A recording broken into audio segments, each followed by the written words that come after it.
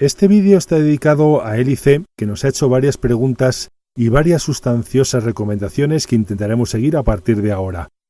Pero si Marcos Aguirre Muñoz ya puso muy alto el listón con su pregunta sobre los zapatos de color café, Eli C no se ha quedado en absoluto atrás con este tema de los dandis en el presente.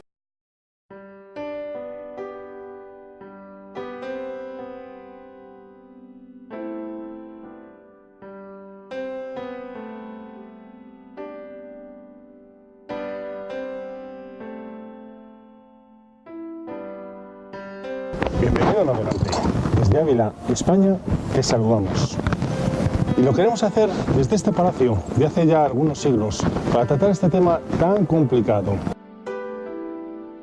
Complicado porque no hay consenso de cuándo figuras como la de George Brumell desaparecieron. Se supone que llegaron hasta la guerra franco-prusiana, todo lo más hasta la Primera Guerra Mundial. La vida en las trincheras no es lugar para dandis. Después parece que reconocen haber un repunte en los años 20 y la desaparición con otro de las locuras grandes de la humanidad, la Segunda Guerra Mundial. Pero si desde entonces hay o no hay dandis es algo que está muy discutido en la literatura. Y esto teniendo en cuenta que autores como el ya citado Félix de Azúa afirman que nunca han existido los dandis. George Brumell, Lord Byron y los demás eran aproximaciones al dandy. Eso también hay que tenerlo en cuenta, aunque bien es verdad que Pageford y muchos otros afirman que sí existen y que sí existieron y que han incluso existido siempre, dice Pageford en su libro. En este aspecto, suponiendo que sí que haya existido esa figura como tal, ¿cuál sería el dandy actual? Bueno, pues en primer lugar deberíamos recordar qué es un dandy. Un dandy sería una persona que cuida mucho su imagen, su estilo personal y que reúne 4 características. La primera es ser miembro de la burguesía, de aquella clase en aquel tiempo incipiente que estaba empezando a ocupar el primer lugar en el escalafón social. Especialmente en un tiempo donde no habría patrones de conducta, habían desaparecido los viejos con la Revolución Francesa y con la Revolución Industrial y la gente buscaba referentes, personas que les dijeran cómo había ahora que vestir, cómo había que comportarse. En segundo lugar, eran personas perfectamente integradas en su tiempo. Eran gente que conocía los adelantos de su tiempo, los manejaba, los utilizaba, incluso mostraba a los demás como... En tercer lugar, eran gente de fuerte personalidad. Para marcar el camino a los demás siempre es necesaria una fuerte personalidad. Y por último lugar, eran gente que cuidaba mucho su imagen, se distinguían de los demás por la imagen que llevaban.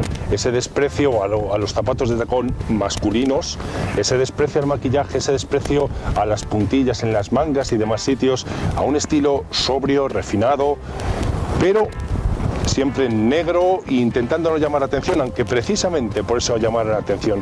Entonces la cuestión es encontrar si en esta sociedad de ahora pueden existir gente así. Por supuesto, gente de mucha personalidad han existido y existirán siempre, ¿no? Pero gente de la burguesía, ahí empieza el problema, porque la burguesía parece que ya ha desaparecido. Queda como un remanente para determinados eslóganes políticos y determinados mítines, pero parece que la burguesía ha desaparecido. Para Félix de Azúa, por ejemplo, un dandy actual sería David Beckham, o mejor dicho, el matrimonio Beckham.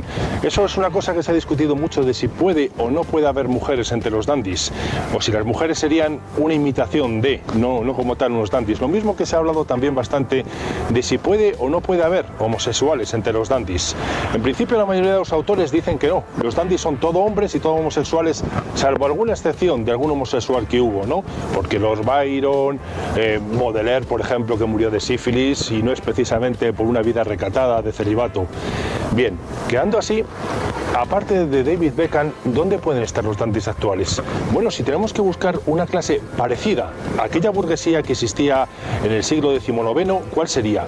En principio parece que serían los ejecutivos, o la gente que tiene cierto poder y cierta influencia sobre algunas partes de la sociedad, es decir, ejecutivos obviamente, lo que sería el personal directivo de las grandes empresas, pero también los jefes de proyecto, los analistas, los arquitectos, en ese tipo de gente que tiene un trabajo bien remunerado, de mucha responsabilidad y también con mucha proyección social, sería necesario buscar a los dandys actuales. No quiere decir que la gente que desempeña esos trabajos sean dandis. A veces sí, pero otras veces no.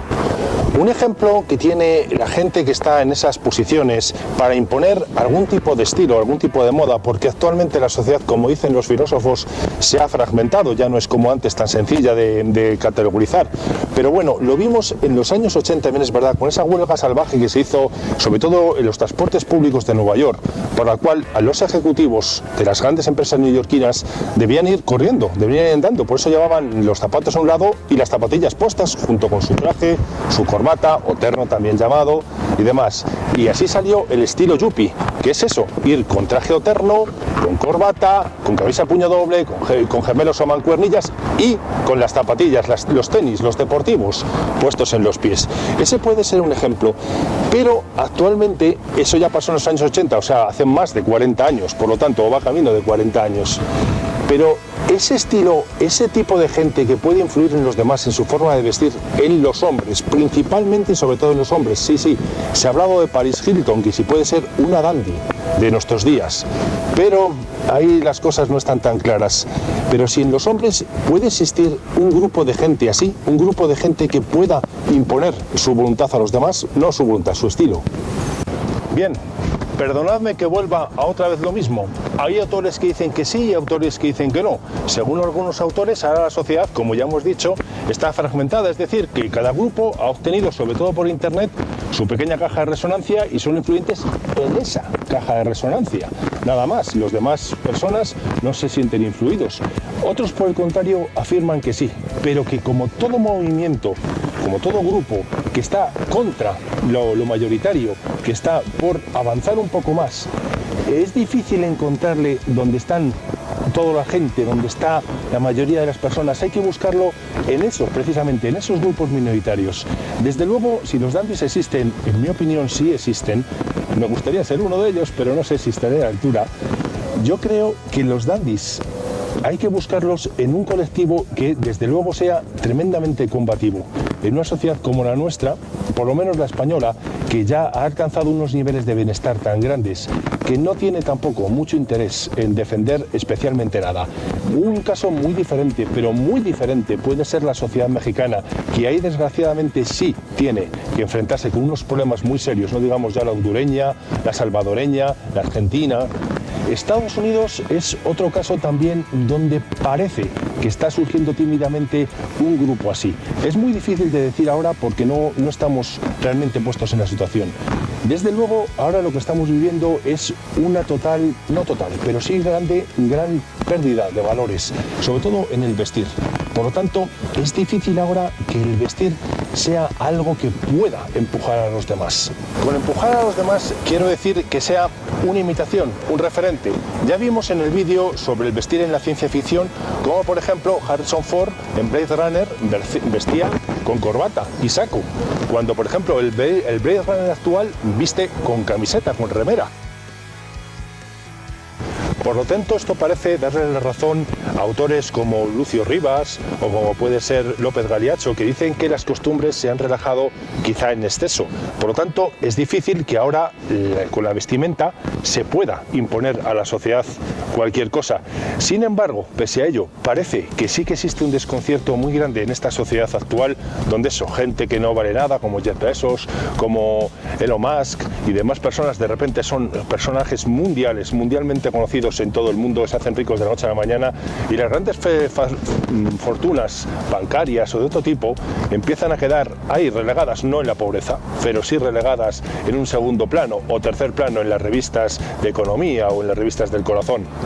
Por lo tanto, en este aspecto, el dandy actual, que en mi opinión debemos buscarlo allí, en esa gente joven, no solamente joven, pero sobre todo joven, que tiene empleos de mucha cualificación laboral o que aspira a tener empleos de mucha cualificación laboral y de mucha proyección social, ahí es el sitio adecuado de encontrar los dandys actuales. Estoy siguiendo en este caso la línea de pensamiento de Page 4.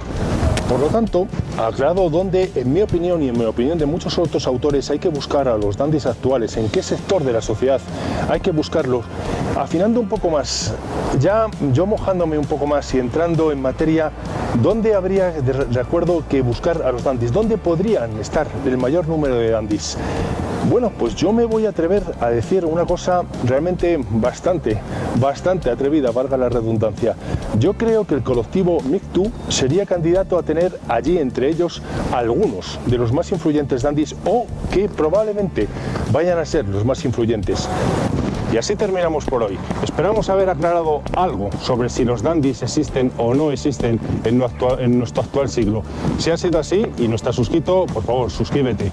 Y de todas maneras, muchas gracias por vuestra atención.